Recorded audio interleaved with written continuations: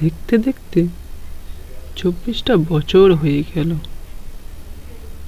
এবার তো একটা বিয়ে করা প্রয়োজন।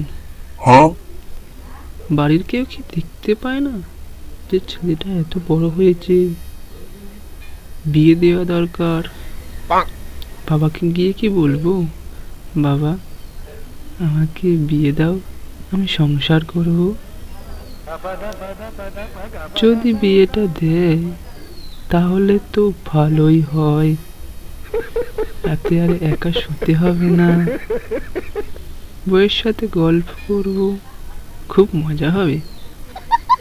কিন্তু